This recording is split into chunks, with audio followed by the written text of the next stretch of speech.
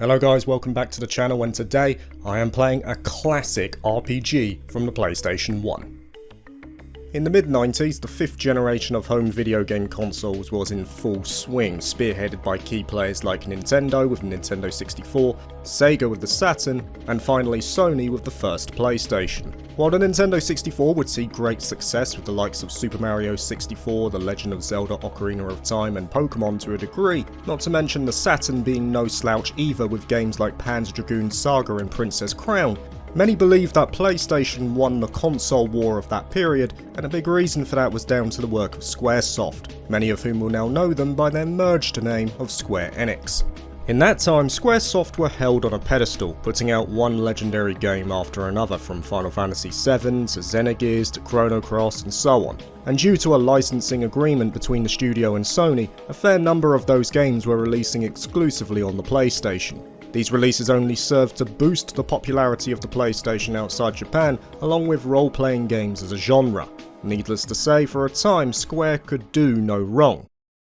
That can never be, and a hatred that always was. And now, the most anticipated epic adventure of the year will never come to a theater near you. Final Fantasy VII. PlayStation. And in light of that, they could afford to be fairly ambitious with the projects they took on, which could be said for an RPG that they released in 1998 called Parasite Eve. It came about due to a resurgence in Japanese horror, with Parasite Eve being a sequel to the book of the same name by Hideaki Senna. It's not surprising that many had high hopes for it, a combination of one of the more popular sci-fi horror novels, and the minds of Squaresoft coming together for a singular creation. The game released to mostly favourable reviews, and was the third best-selling game in Japan for the first half of 1998, spawning 2 sequels further down the line. And this was the game that my patrons voted for this time, and I'm going to be real, I wasn't really looking forward to it because I'm not a fan of horror games. It's the anticipation that gets me, when you know something is going to happen. I remember watching a film called The Descent with some old housemates of mine back in university, and I was always making a point to turn away from the screen when I knew something was about to occur. I'm similar with popped balloons too, any sort of sudden noise or change in atmosphere just doesn't agree with me. To reiterate how bad this can get, even knowing that a toaster will pop is enough to get me on edge. Because of this jittery nature, I steer clear of horror as a rule. So for that reason, I was tentative about Parasite Eve. It's a game based on a horror novel, so I think it's fair to think it would go down the route of jump scares. Thankfully it doesn't happen though. I quickly appreciated that Parasite Eve was more of an RPG with horror elements rather than the other way around. It's certainly a creepy game in aspects, but creepy I can deal with. And the game doesn't take too long to veer into Spooky Town. It begins in New York, where a rookie NYPD detective called Aya Brea is taken on a date to the opera at Carnegie Hall. As the show progresses, the main actress of the play, Melissa, comes on stage, which is quickly followed by most of the audience bursting into flames. The only exceptions are Aya herself, her date, and Melissa.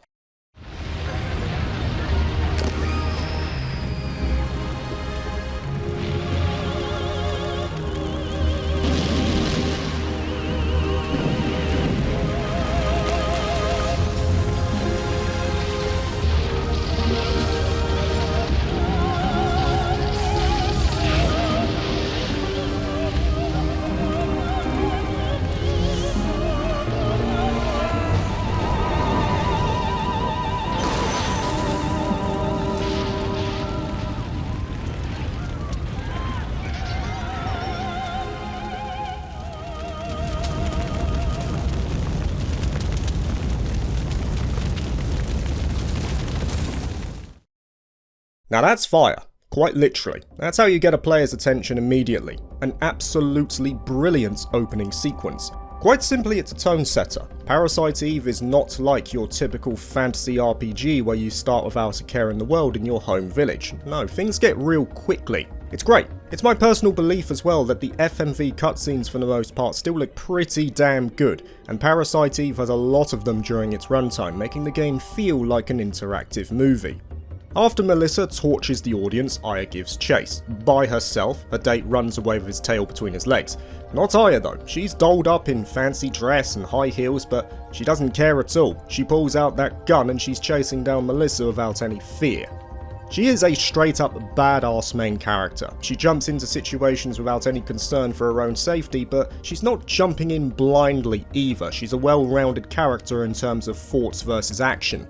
I've always been a fan of the characters that do rather than say, and Aya falls in that category, no question. Following the culprit to the backstage, it's here where the player is introduced to exploration. Parasite Eve is a fairly linear game. There are the odd branching paths in certain areas, but for the most part it's quite simple to navigate. Aya defaults to a walk, but if you hold down the B button on an Xbox One controller she will run, depending on your key bindings of course. I will say I would have preferred running to be the default. Aya just walks far too slow for my liking, but it's minor. The exploration overall is a positive. And what made exploration better is that the atmosphere of the game is on point. Yoko Shimomura was brought on board for the game's OST, and her compositions are once again strong in the majority. There are some duds like this one here that just loops a 3-second jingle. I have to wonder if she was involved with this one, it doesn't seem like her kind of work.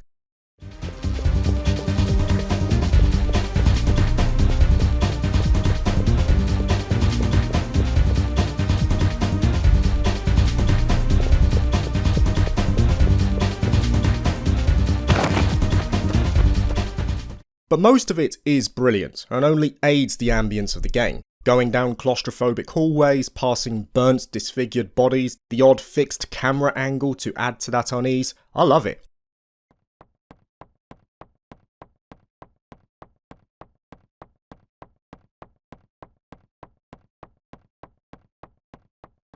The bigger annoyance for me comes from interacting with the environment. While the pre-rendered backgrounds look really good for the most part, it does act as an obstacle in terms of figuring out what you can interact with at times. For instance, right here, the camera switches, so that indicates to me that there is something important here, but no matter where I press, nothing happens.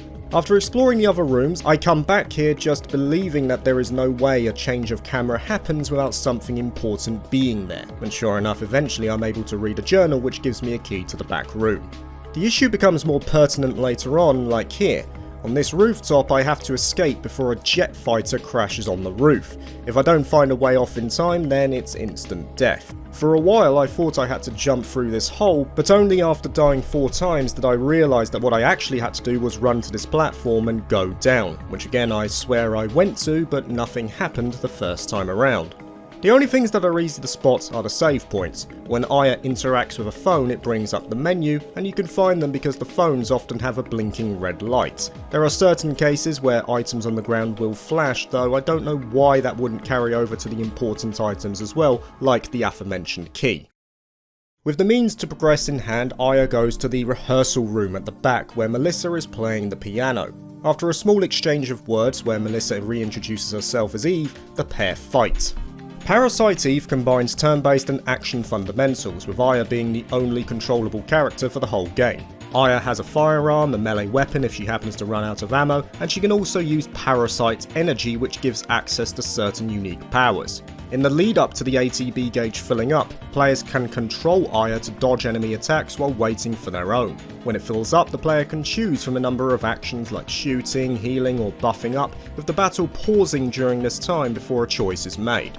Certain enemies may also have multiple areas to attack, or they might move sporadically around the arena, thereby putting themselves out of range, which will either lower Aya's damage or cause her to miss completely. So there is an element of timing attacks on top of positioning away from harm. All in all, I found the combat to be really fun. It was a surprisingly easy game for the most part outside of the true final boss, but I liked the combination of real-time and turn-based elements. No doubt some of the battle arenas were too narrow, making it difficult to dodge, so I just had to tank hits, but the implementation of the combat was really cool. It still holds up in my eyes.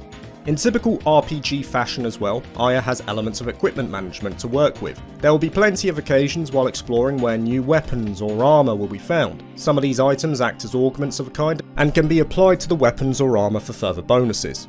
If you do find a seeming upgrade, you can also use a tool to combine the old weapon with the new one, so this ensures that if you put a lot of investment into the old weapon, you don't outright lose its benefit when it gets replaced. In addition, Aya will also level up, which not only leads to stat growth and new parasite abilities, but she also earns bonus points which she can allocate to herself or to her equipment. It's pretty good, nothing too complicated for anyone who has played an RPG, but they're fundamentals that are better off being in the game. A more conflictive aspect of Parasite Eve, however, is its limited inventory. Aya can only hold a certain number of items as she explores, and though these slots expand as she levels up, I would often find far more than I could hold. The only way to work around this is to store the items back at the NYPD station, combine old gear with new equipment, or just toss it out. I wasn't too perturbed by this though. I've played games where this has been a feature and I think it just adds to the experience of a game like this. My only real problem is that sometimes you get seemingly key items that have no meaning whatsoever. For instance, Maeda, the quirky researcher from Japan, gives Aya a bunch of good luck charms during the game, which are also marked as key items. I thought they would be important in some future fights, so I held on to them for pretty much the entire game. Wouldn't you know it? I never used them at all, and upon looking on some forums, a lot of other people had the same questions. It's one thing to have limited inventory space, it's another to have useless items masquerading as important ones clogging those spaces up. At least Maeda gets cock-blocked come the end, he deserves that.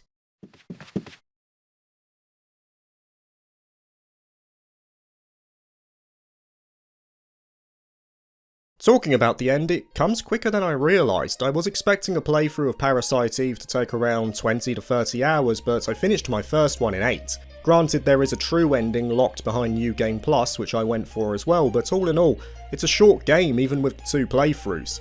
Still, Parasite Eve shows that a short story can still be memorable. I found myself enjoying it a lot, whether it was the imagery, the consistently high stakes, the atmosphere, the great characters, or just its overall strong pacing. It was aces in terms of its narrative, and the first playthrough ends with a bang in terms of that final boss. Heck, I even liked the final chase sequence through the boats, but I dare say a reason for that is because I could use save states. The final boss of Parasite Eve is already quite involved. You have to fight Eve first, and then take out the ultimate being, which is nightmare fuel, let me add.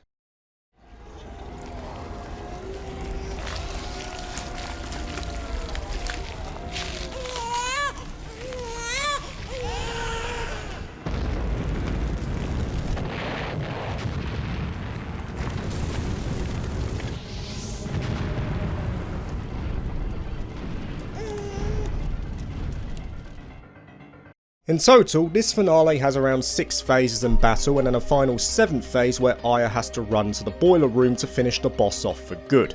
If the globular mass catches up to her though, it's instant death, meaning you have to do the lengthy sequence all over again.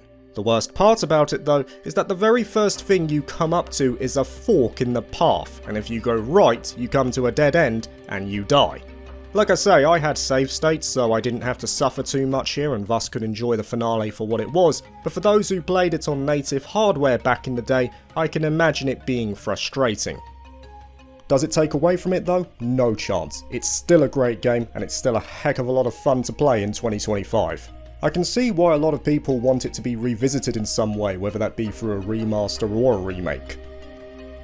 It really makes you appreciate how good Squaresoft were at that time. In many ways, Square still have that magic, at least I believe so.